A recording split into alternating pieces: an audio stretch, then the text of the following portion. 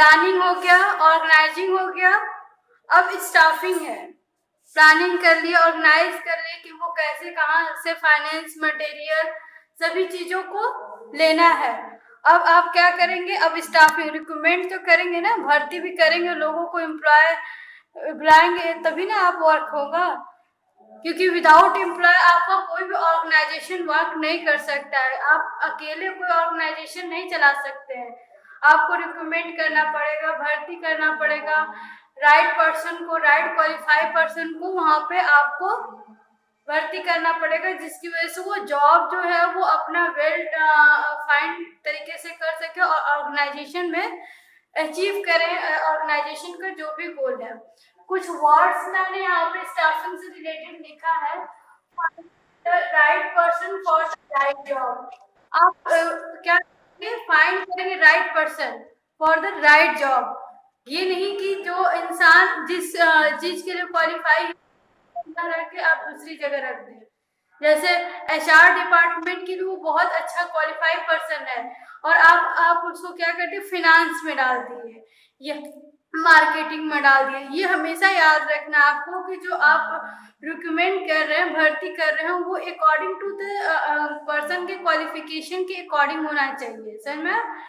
क्योंकि आप अगर सही जगह पे सही पर्सन को नहीं करेंगे तो आपका वर्क नहीं अच्छे से होगा। अब आप अपने स्कूल में ही देख लीजिए, प्यून को हम कहाँ रखें। अगर प्यून को हम टीचर बना दें और टीचर को हम प्यून बना दें तो सारा चीजें आपकी गड़बड़ हो जाएगी, समझ में ना। आप पढ़ पाएंगे ना, स्कूल चल पाएगा, सारा प्रॉब्लम रिलेट हो जाएगा। तो इसीलिए क्या है, finding the right person for the right job. Right person, right job, having the right qualification. उनके जो क्वालिफिकेशन भी होना चाहिए वो अच्छा होना चाहिए। Doing the right job eight the right time, और वो जो अपना जॉब करे, जो भी काम करे, वो सही टाइम पे काम करे, समझ में। तो ये स्टाफिंग से रिलेटेड मैंने लिखा है। और आपको एग्जाम में एक दो पॉइंट आप अपने ऑथर का जरूर देंगे, क्योंकि ऑथर से रिलेटेड जब भी आपको पूछेगा व्हाट इज स्टाफिंग, तो आप मीनिंग लिखेंगे, फिर ऑथर का नाम लिखेंगे, उसके अकॉर्डिंग वो क्या वो स्टेटमेंट दिए वो आपको लिखना नेसेसिटी है। तो बुक में आपको एक कुछ है, हम पढ़ा दे रहे हैं स्टाफिंग से रिलेटेड। द फिजिकल और financial resources, but it depend upon utilisation of this resources by human resources. So, hard working efficient people are the most important assets of an organization. अब इसमें बता रहे हैं कि जो आपके एम्प्लॉय हैं वो क्या है, आपके ऑर्गेनाइजेशन के एसेट्स हैं। हमेशा वो क्या रहेंगे, आपके एसेट्स रहेंगे। एसेट्स मतलब तो आप लोग जानते हैं, जो ओन संपत्ति होती है उसके अकॉर्डिंग आपके जो एम्प्लॉय हैं, आपके ओन एसेट्स ही हैं। वो आपके अकॉर्डिंग आपके ऑर्गेनाइजेशन में लॉन्ग टर्म रहेंगे, वो आपको ऑर्गेनाइजेशन में प्रॉफिट अचीव करने में वो हेल्प करेंगे, जो भी प्रॉब्लम होगा उसको सॉर्ट आउट करेंगे, आपके अकॉर्डिंग वर्क करेंगे। तो वो आपके क्या है, एसेट्स हैं, इंपॉर्टेंट एसेट्स हैं। देखिए, to success of any organisation is the right person at the right position. अब ये क्या है कि आपको बताया जा रहा है कि अगर किसी भी ऑर्गेनाइजेशन का सक्सेस तभी पॉसिबल है जबकि आप राइट पर्सन को राइट जॉब के अकॉर्डिंग करेंगे। हमेशा ये याद रखिएगा, कोई भी एम्प्लॉय, जैसे देखिए आप लोग देखते हैं गवर्नमेंट भी जब करती है, गवर्नमेंट भी रिक्रूटमेंट भर्ती करती है, वो तो अकॉर्डिंग टू क्वालिफिकेशन के अकॉर्डिंग उनको वर्क दिया जाता है। जो भी भर्ती निकला, मान लीजिए ग्रुप डी का निकला तो उसके अकॉर्डिंग क्वालिफिकेशन लेगी, मान लीजिए आईएएस निकला तो उसके अकॉर्डिंग वो क्वालिफिकेशन देगी। ये सभी चीजें क्या होती हैं कि आपको राइट जॉब है तो राइट पर्सन को राइट जॉब पे आप अपॉइंट करेंगे। Staffing function is a concern with bringing right and efficient people in the organization. और आप ऑर्गेनाइजेशन में क्या करेंगे, concern to bringing right and efficient people in the organisation. आप क्या करेंगे कि जो ऑर्गेनाइजेशन में आपके अच्छे एम्प्लॉयज हैं उनको उनके अकॉर्डिंग आप ब्रिंग करेंगे, ऑर्गेनाइजेशन में आप उनको राइट प्रोवाइड कराएंगे। तो ये मीनिंग है आपका स्टाफिंग का, ये मीनिंग लिख लीजिएगा। अकॉर्डिंग टू हम बता दे रहे हैं आप लोग को, जो ऑथर है कोटेंस एंड ऑर्डिनल्स का अच्छा रहता है, उनका भी लिख सकते हैं या देख सकते हैं। जो शॉर्ट है, जो याद करने में इजी रहेगा, उस ऑथर का आप स्टेटमेंट जरूर याद कर लीजिएगा। अब है आपका इम्पोर्टेंस। आज आपको इम्पोर्टेंस हम बता देंगे ऑर्गेनाइजेशन स्टाफिंग का जो इम्पोर्टेंस है वो क्या क्या इम्पोर्टेंस है आपका। Filling the roles by obtaining component personal, पहला है filling the roles by obtaining competent personal. इसमें staffing need to fill the job position.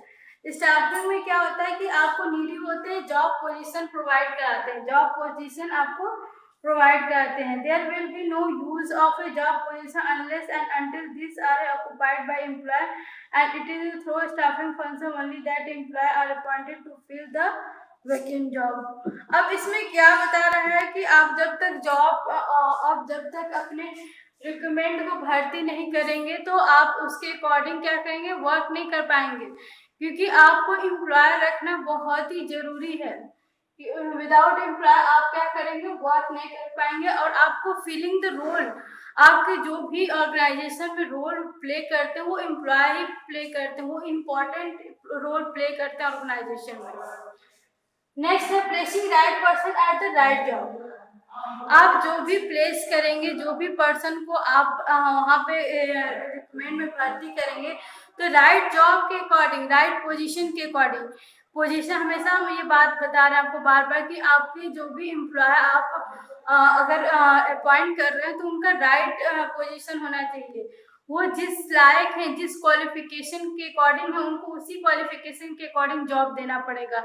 Without अगर पता चला कि हम पहले बताया कि आपको पता चल रहा है कि वो टीचर के लिए एग्जिबिट है और आपने उन्हें प्यून का वर्क दे दिया है या कोई और अदर वर्क दे दिया, ऑफिस में वर्क दे दिया है, चाहे कुछ भी, तो जिसकी वजह से आपको प्रॉब्लम क्रिएट हो पाएगी। एक सक्सेस ऑर्गेनाइजेशन का ये मेन इंपॉर्टेंट थिंग होता है कि जो भी एम्प्लॉय हो उसके वेल क्वालिफाइड हो, at the position, right position में हो, उनके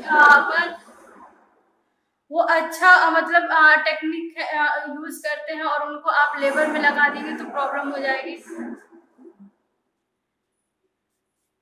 तो उसी के अकॉर्डिंग क्या होता है, आपको right person at the right job use करना। थर्ड है ग्रोथ ऑफ एंटरप्राइजेस।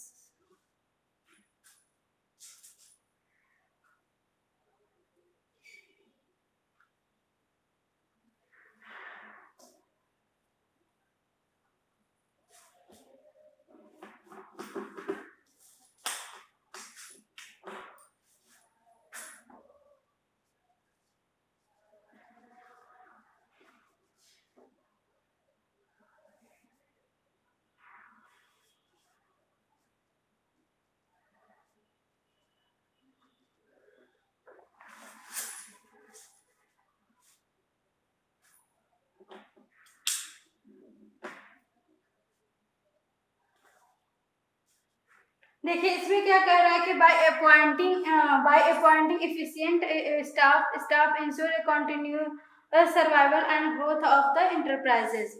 अब जब आप कोई भी ऑर्गेनाइजेशन में स्टाफ को भर्ती कर रहे हैं तो स्टाफ क्या करेंगे, वो कंटिन्यूअस वर्क तो करेंगे ना, कंटिन्यूअस हमेशा वर्क करेंगे। ये नहीं है कि आज किए कल चले गए, कल छोड़ के चले जाएंगे, तो वो रेयर केस में होता है। बड़े बड़े ऑर्गेनाइजेशन में आपके जो भी अपॉइंट किए जाते हैं आपके स्टाफ, उनको एक टाइम पीरियड के अकॉर्डिंग होते हैं, वो उनके साथ एग्रीमेंट होते हैं, तो वो लॉन्ग टर्म आपके कंटिन्यूअस ऑर्गेनाइजेशन में वर्क करते रहते हैं, जिसकी वजह से आपका क्या होता है, ऑर्गेनाइजेशन जो होता है वो लॉन्ग टर्म में आपका जो इफिशिएंट ग्रोथ होता है वो बहुत लॉन्ग टर्म टाइम के लिए ग्रोथ होता है ऑर्गेनाइजेशन में।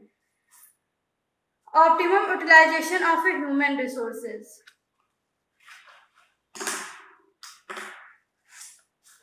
आपका फिफ्थ वन,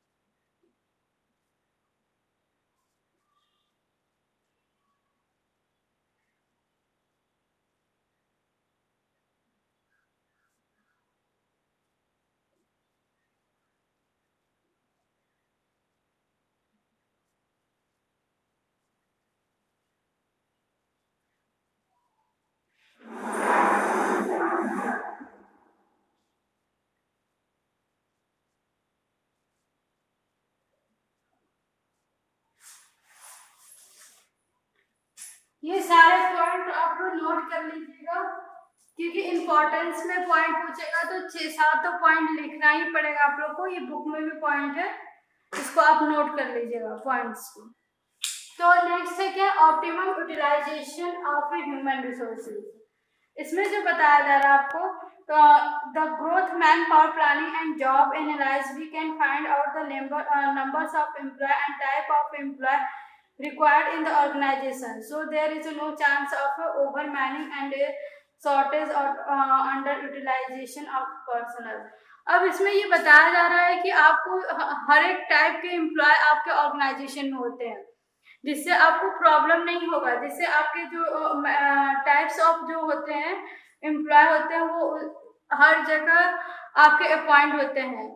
आपको टेक्नोलॉजी से अलग एम्प्लॉय रहते हैं, आपको कंप्यूटर वर्क से अलग रहते हैं, मशीन वर्क से अलग रहते हैं, लेबर वर्क से अलग रहते हैं, आपके ये लोडिंग वर्क से अलग रहते हैं। हर एक टाइप के जैसा जैसा ऑर्गेनाइजेशन में आपको जिस तरीके के भी टाइप्स के वर्क होते हैं उतने टाइप्स के आपके एम्प्लॉय भी होते हैं, तो जिससे आपके वर्क जो होता है उसमें डिले या उसमें जो भी होता है प्रॉब्लम नहीं क्रिएट होता है। आपको हर जगह हर एरिया पे आपके एम्प्लॉय क्या रहेंगे, अवेलेबल रहेंगे, और वो हर एक प्रोसेस को हर एक काम को एट द टाइम करेंगे, जिसकी वजह से आपको आपको क्या कह सकते हैं, उसके अकॉर्डिंग आपको ओवर माइनिंग नहीं हो सकता है और अंडर यूटिलाइजेशन ऑफ पर्सनल नहीं हो सकता है। ये दो चीजों का प्रॉब्लम इसमें नहीं होता है। Fifth one, help in competing. अब ये क्या होता है कि जब आपके ऑर्गेनाइजेशन में एम्प्लॉय सफिशिएंट होते हैं, सफिशिएंट वर्क पे रहते हैं, हर एक जगह पे रहते हैं, तो आपको कंपटीशन में भी क्या होता है, हेल्प मिलता है, क्योंकि manpower is the important power of the organisation, क्योंकि एक मैन पावर ही है कि जो ऑर्गेनाइजेशन को ग्रोथ पे ले जाती है, हर कंपटीशन से लड़ने का वो क्या करते हैं, हेल्प करते हैं आपको।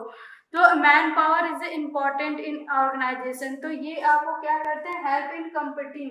जो भी कम्पीटिंग रहता है, देखते हैं ऑर्गेनाइजेशन में बहुत सारी मार्केट में बहुत सारे ऑर्गेनाइजेशन हैं, आपने देखा है ना कि बहुत सारे प्रोडक्ट आते हैं, हर एक कंपनी के आते हैं, कुछ कंपनी बहुत ज़्यादा फेमस है, कुछ कंपनी मिडिल है, कुछ कंपनी लो है, तो बहुत तरीके के कंपनी आते हैं आपके मार्केट में। तो वो हर एक कंपनी में क्या होते हैं कि एम्प्लॉय भी उसी के अकॉर्डिंग रखते हैं हम। अब आप एट द टाइम देखिए, पतंजलि को सभी लोग देख रहे हैं, पतंजलि का हर जगह स्टोर है, हर जगह वर्क हो रहा है, तो ये क्या हुआ, ये मार्केट शुरू में तो पतंजलि को कोई नहीं जानता था कि पतंजलि क्या है, लेकिन वो मार्केट में आया, वो उनके यहाँ जो प्रोडक्ट था वो अच्छे क्वालिटी का है, मैन पावर भी उनके यहाँ बहुत अच्छे थे, वो मार्केट में फाइट करते करते वो एट द टॉप पहुंच गए हैं। उनको टॉप कंपनियों में आप जानते हैं पतंजलि का, क्योंकि कोई भी प्रोडक्ट यूज करना होता है आप आयुर्वेदिक से रिलेटेड, तो तुरंत आपके दिमाग में आता है Patanjali is the best product for the Ayurvedic. तो आप आयुर्वेदिक का जो भी प्रोडक्ट लेने जाएंगे तो आप क्या करेंगे, पतंजलि का लेना चाहेंगे।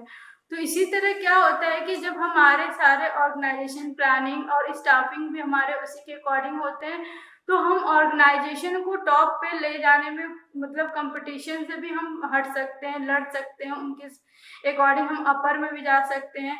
नहीं तो कोई सोचा नहीं था कि आयुर्वेदिक से रिलेटेड पतंजलि इतना ग्रोथ करेगा और इतना अप में जाएगा और इसकी इतनी पहचान होगी, क्योंकि सभी लोग लक्स यूज करते थे, मेडिमिक्स मतलब यूनिलीवर का प्रोडक्ट, कोई ये नहीं समझा था कि आप पतंजलि जाए। तो इसी तरह आपके जो ऑर्गेनाइजेशन है उनके प्लानिंग होना चाहिए, ऑर्गेनाइजिंग अच्छा होना चाहिए, आपके जो स्टाफ है, मैन पावर है, वो इम्पोर्टेंट होते हैं किसी भी ऑर्गेनाइजेशन के लिए। जिनके मैन पावर क्वालिफाइड और एक अच्छे तरीके से राइट प्लेस पे राइट जॉब राइट टाइम पे करते हैं, वो ऑर्गेनाइजेशन ऑटोमेटिक कंपटीशन से लड़ता है या उससे फाइट करके अप में आ जाता है। नेक्स्ट है improves job satisfaction moral of the employ.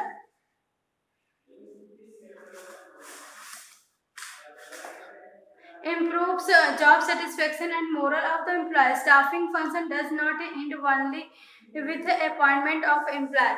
अब इसमें कह रहा है कि हम आप जो है आप ऑर्गेनाइजेशन में स्टाफिंग को कलेक्ट कर लिए, पीपुल को बुला लिए, आपने एम्प्लॉय रख लिया, इसी से आपका एंडिंग नहीं है।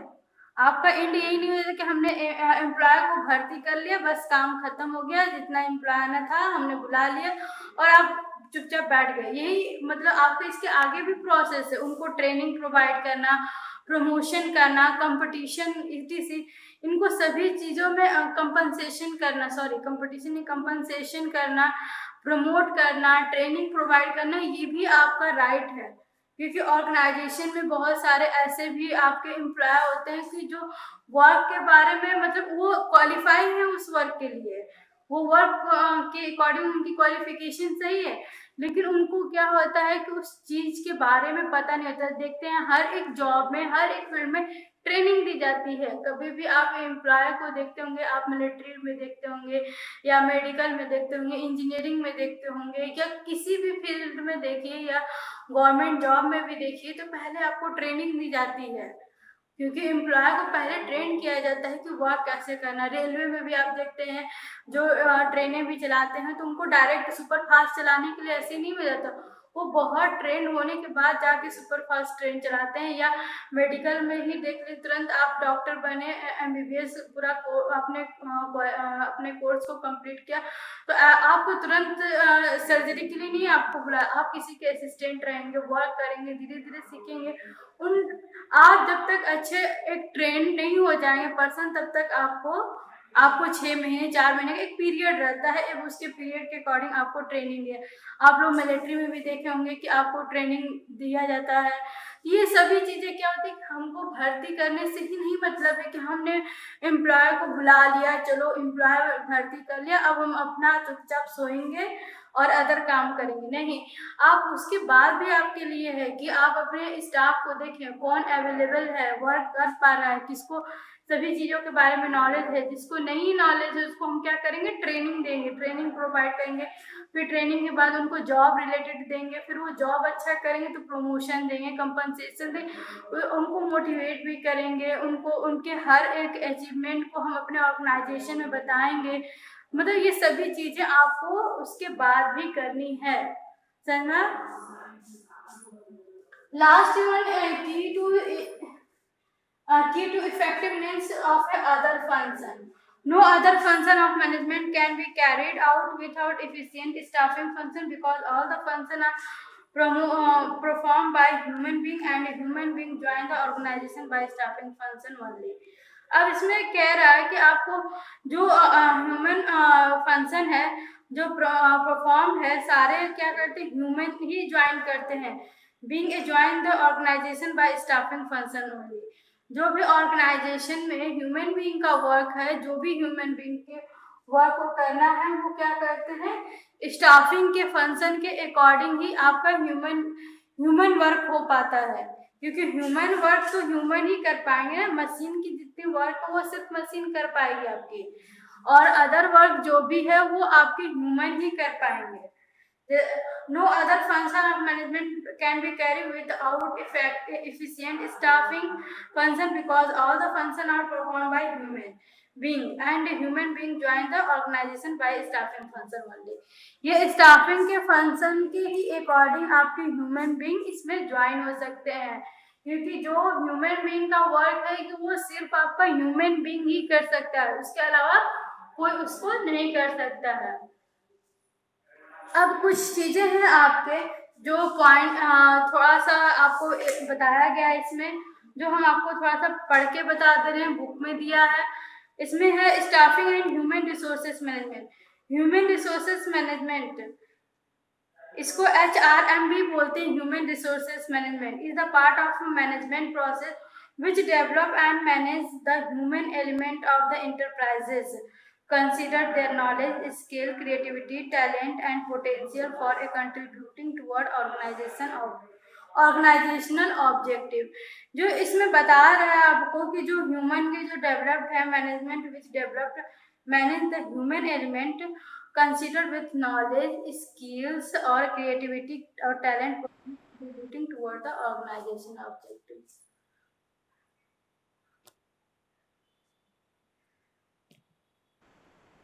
तो जो भी आपके ह्यूमन के क्रिएटिविटी है, आपके जो भी आपका टैलेंट है, स्किल है, वो क्या होता है आपका ह्यूमन का, ये स्टाफिंग के थ्रू ऑर्गेनाइजेशन के जो भी ऑब्जेक्टिव है ये अचीव करते हैं।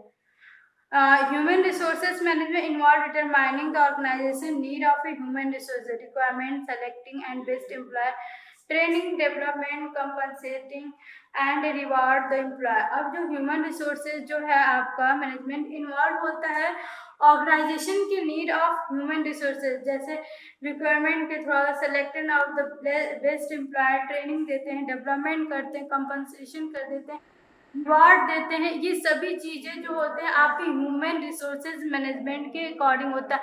HRM आपको पूछ सकते हैं कि व्हाट इज HRM, तो उसमें आप इन सब चीजों को आप क्या करेंगे, बताएंगे।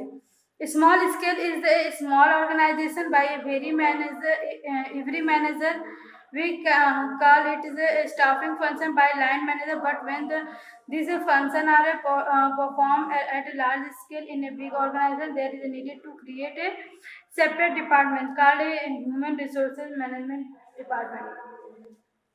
अब आपके क्या होते हैं कि जो स्मॉल स्केल पे ऑर्गेनाइजेशन होते हैं उसके अकॉर्डिंग आपके परफॉर्मेंस भी जो फंक्शन होते हैं वो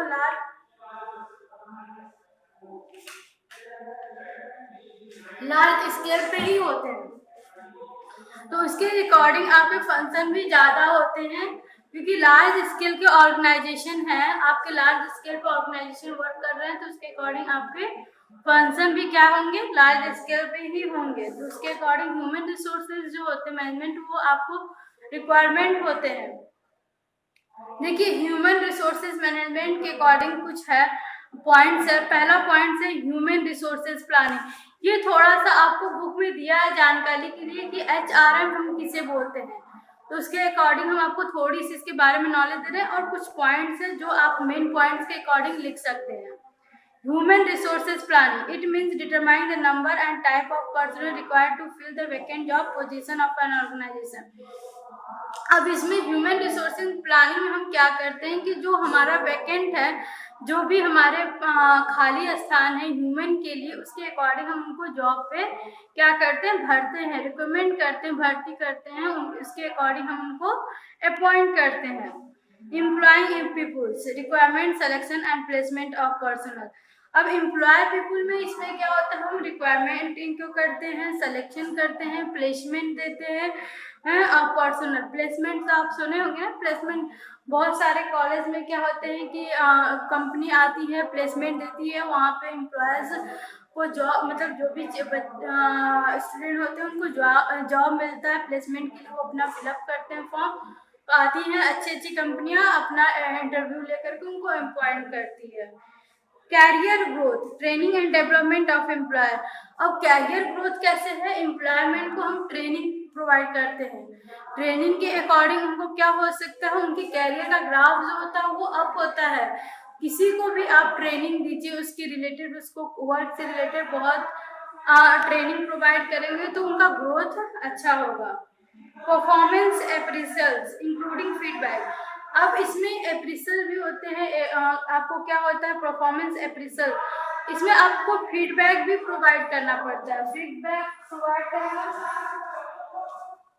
तो आपको बहुत अच्छे से प्रोवाइड, क्योंकि हर एक ऑर्गेनाइजेशन में फीडबैक इम्पोर्टेंट रखता है। फीडबैक के अकॉर्डिंग आपका क्या होता है, आपका जो भी अप्रेजल होता है आपको प्रोवाइड की जाती है। Motivation by offering financial and non financial intensive. अब देखिए आपको मोटिवेशन भी मिलता है फाइनेंशियल नॉन, हम पहले भी आपको बताए थे कि जो मोटिवेशन होता है वो एम्प्लॉयमेंट को बहुत ही ज़्यादा जरूरी होता है। फाइनेंशियल भी हो सकता है, आप बहुत अच्छा वर्क कर रहे हैं ऑर्गेनाइजेशन में, तो आपको आपके वर्क के अकॉर्डिंग क्या होगा, आपको प्रमोट किया जाएगा, आपको अपर लेवल दिया जाएगा, जिससे प्रमोशन होगा, आपको पैसा मिलेगा। तो आपको प्रमोशन होगा तो आपके अंदर क्या होगा, मोटिवेशन बढ़ेगा कि हम और अच्छे से वर्क करें, हमको और प्रमोशन अच्छे से टाइम टू टाइम मिलेगा रिवार्ड के तरीके पे।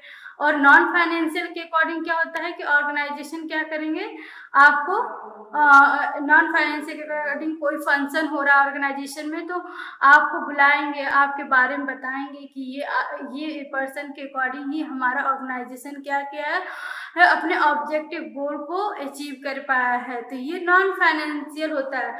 दो तरीके का मोटिवेशन होता है, ये याद रखिएगा, फाइनेंशियल एंड नॉन फाइनेंशियल होता है।